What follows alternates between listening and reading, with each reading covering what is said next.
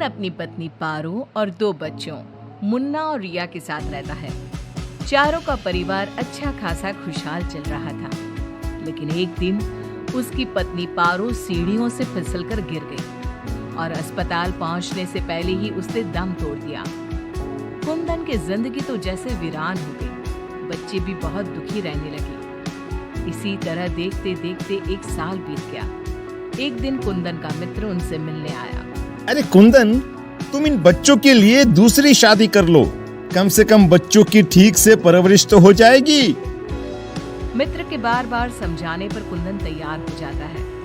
नई माँ रूपा शुरू में बच्चों और कुंदन का बहुत ख्याल रखती है, पर 6-7 महीने बाद ही वो कुंदन के जाने के बाद आराम से सो जाती।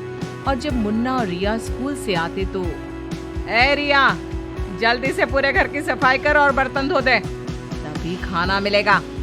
और मुन्ना, जाकर छत की धुलाई कर। वो बच्चों से ही घर का सारा काम करवाती है। उन्हें खाना भी ठीक से नहीं देती। खुद के लिए और कुंदन के लिए वो बढ़िया बढ़िया पकवान बनाती। जब रात को कुंदन काम से वापस आता तो, अरे बच्चों ने खाना खा लिया? उनको तो मैंने कब का खिला पिलाकर सोने भेज दिया है। कितना ख्याल रखती है ये बच्चों का। एक दिन जब रूपा सो रही थी, मुन्ना देखता है कि रसोई की अलमारी में मिठाई रखी है, लेकिन वो वहां तक पहुंच नहीं पाता। तो वो अपनी बहन को बुलाकर लाता है। मैं घोड़ा बन जाता हूँ, तुम मेरे ऊपर चढ़कर वो मिठाई उतार दो।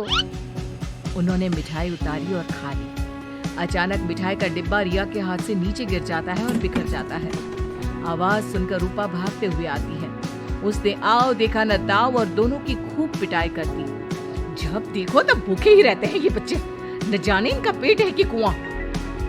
बच्चे खूब देर तक रोते रहते हैं, लेकिन फिर आपस में ही बातें और मजाक करके एक दूसरे का मन बहलाने लगते हैं। रिया, जब मैं बड़ा हो जाऊंगा ना, तो एक मिठाई की दुकान खोल लूंगा। पहले हम लोग खूब सारी मिठाइयाँ खाएंगे और फिर बेचेंगे। मुन्ना, मेरी तो शादी हो जाएगी, तुम अकेले ही सारी मिठाइयाँ खाओगे ना? अरे हाँ रे, तब तक तो मेरी भी शादी हो जाएगी। कुंदन जब घर आता है तब उसकी माँ बच्चों की खूब शिकायत करती है। अरे बच्चों, तुम्हारी माँ तुम्हारा कितना ध्यान रखती है, आखिर क्या कमी है तुम दोनों को? पिताजी, उनकी बात पूरी भी नहीं हो पाती कि हाँ कह दो कि मैं तुम्हें खाना नहीं देती, सारे दिन घर के काम करवाती हूँ, कह दो ना। मुन्ना चुपचाप खड़ा रहता है। अब तो हम दोनों को पिताजी से बात भी नहीं करने देती। नहीं माँ। मुन्ना और रिया बहुत दुखी होते हैं। रात को इन बच्चों ने नाक में दम कर दिया है, तुम इन्हें लेकर जाओ और कहीं जंगल में छोड़कर आओ। अरे ये क्या कर रही हो तुम? ये दोनों मेरे जिगर के टुकड़े हैं, इनके बिना मैं कैसे रहूंगा? कुंदन को बार बार समझाने पर भी जब वो नहीं मानता, तब उसे एक उपाय सूझता है। कुछ दिनों तक वो बच्चों के साथ खूब अच्छे व्यवहार का नाटक करती है। बच्चे खूब खुश रहते हैं। एक दिन, सुनो, जल्दी से नाश्ता लगाओ, मुझे 2 दिन के लिए शहर जाना है। रूपा बहुत खुश होती है। वो सोचती है कि ये तो बच्चों को जंगल में छोड़कर आने से रहा, मैं ही इन्हें छोड़ आती हूँ। कुंदन के जाने के बाद, बच्चे चलो, आज हम तुम्हारी नानी के घर चलते हैं।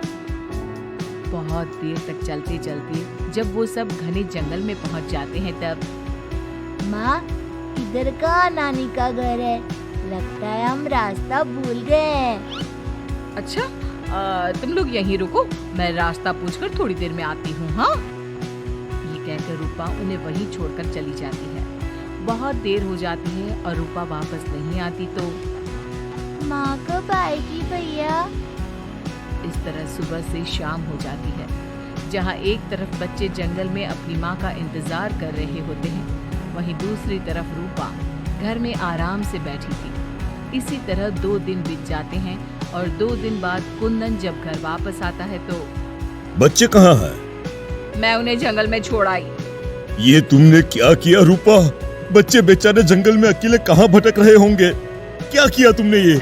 देखो, अगर तुम्हें अपने बच्चों की इतनी ही चिंता है ना, तो जाओ तुम और उन्हें ढूंढते रहो। कुंदन बच्चों को ढूंढने की बहुत कोशिश करता है, पर बच्चों का कुछ भी पता नहीं चलता। कुंदन बहुत दुखी होता है।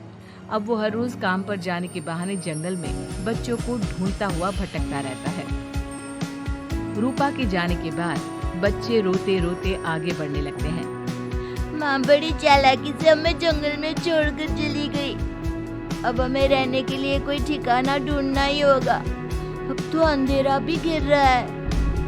आगे जाते ही उनको एक झोपड़ी दिखती है। बच्चों को थोड़ी आशा बनती है। दोनों भागते भागते वहां पहुंचते हैं और झांक कर अंदर देखते हैं तो एक बुढ़िया चरखी पर सूत काट रही थी। उसके शरीर पर सफेद वस्त्र थे। अंदर का माहौल बड़ा डरावना लगता है, पर बच्चों को तो कोई आसरा चाहिए था। वो दोनों दरवाजा खटखटाने लगते हैं। तभी वो बुढ़िया पीछे मुड़ती है।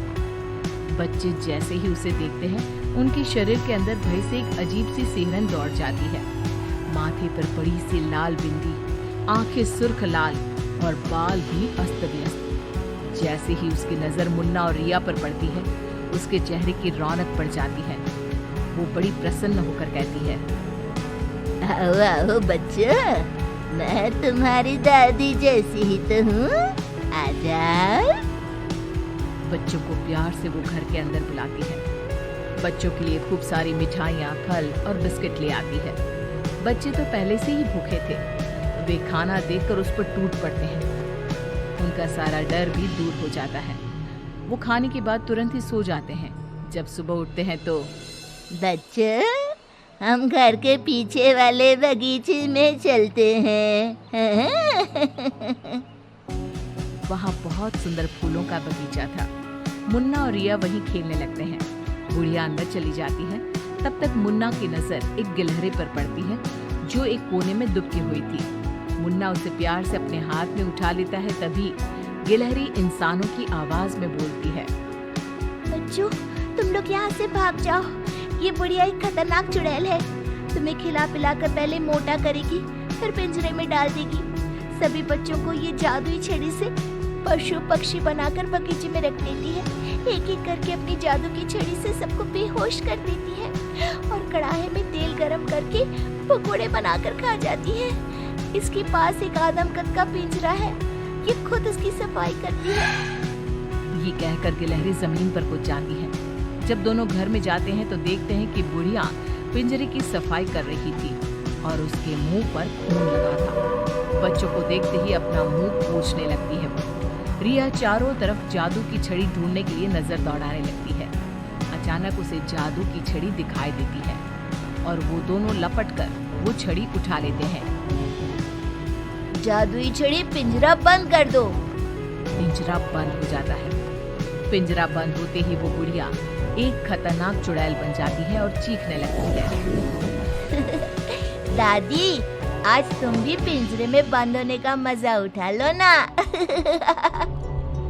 दोनों हंसते हैं। दादी दादी, यही वो जादुई छड़ी है ना, जिससे तुम सब बच्चों को चूहा, बिल्ली और गिलहरी बनाती हो। बोलो, तुमको क्या बनना है? मुझे बाहर निकाल, वरना मैं तेरा खून पी जाऊंगी। छड़ी मेरे हवाले कर दे। दादी, पिंजरे में कुछ खाने को दो। ये लो, तब तक आम की गुठलियां चूसो। इनमें अभी भी बहुत रस बचा है। दोनों आम की ढेर सारी गुठलियां पिंजरे में फेंक देते हैं। एक बार मैं बाहर आ जाऊं ना, तुम दोनों के पकोड़े बनाकर चबा जाऊंगी। जे काली कलकत्ते वाली, तेरा वचन न जाए खाली। जादुई छड़ी, इस चुड़ैल को मछली बना दो। जादुई छड़ी, एक बड़े से कढ़ाई में तेल गरम कर दो। जादुई छड़ी चुड़ैल को मछली बना देती है। दोनों उसे उठाकर एक बाल्टी में डाल देते हैं। कढ़ाई में तेल गरम हो रहा होता है।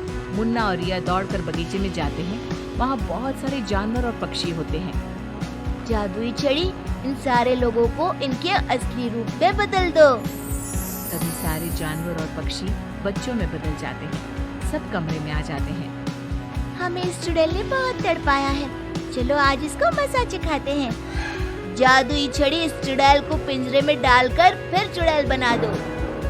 पिंजरे में कैद होकर चुड़ैल फिर चिल्लाने लगती है, ये सारे के सारे शैतान कैसे यहाँ आ गए? जैसे तुम पिंजरे में बंद हो गई वैसे ही हम सब भी यहाँ आ गए। सभी बच्चों ने पिंजरे में ठंडा ठंडा पानी फेंकना शुरू कर दिया। चुड़ैल पहले तुम नहा लो, फिर हम तुम्हें मछली बनाकर पकौड़े बनाकर खा जाएंगे। सभी बच्चे ताली बजाकर खूब हंसते हैं। बच्चों मुझे माफ कर दो, मैं कभी ऐसा नहीं करूंगी। एक बार मुझे पिंजरे से निकाल दो। दोस्तों, क्या हमें इस चुड़ैल की चिकनी चुपड़ी बातों में आना चाहिए? नहीं, बिल्कुल नहीं, नहीं, बिल्कुल नहीं। मुन्ना जोर से छड़ी फटकारता है। जादुई छड़ी, इस चुड़ैल को मछली बनाकर कढ़ाई में डाल दो। मछली की कढ़ाई में गिरते ही बहुत तेज आवाज होती है, जैसे कहीं बिजली चमकी हो। सभी बच्चे डरकर एक दूसरे से चिपक जाते हैं। मछली का आकार बहुत बड़ी सी चुड़ैल का हो जाता है। वो बार बार कढ़ाई से निकलने की कोशिश करती है। सभी बच्चे मिलकर उसे फिर कढ़ाई में ढकेल देते हैं। अंत में वो गर्म तेल में जलकर मर जाती है। सब बच्चे खुश होकर तालियां बजाने लगते हैं। मुन्ना जादू की छड़ी की सहायता से सभी बच्चों के साथ शहर आ जाता है। जब वे अपने घर पहुंचते हैं तब पिताजी, हम आ गए। कुंदन उनकी आवाज सुनते ही भागता हुआ आता है। बच्चों को देखकर उसकी आंखों से झरझर आंसू गिरने लगते हैं। पिताजी, आप रोइए मत, अब हमारे दुख के दिन खत्म हो गए हैं। मुन्ना कुंदन को सारी बात बताता है। जादुई छड़ी पाकर उनके सारे कष्ट खत्म हो जाते हैं। अब तो नई माँ भी उनको प्यार करने लगती है।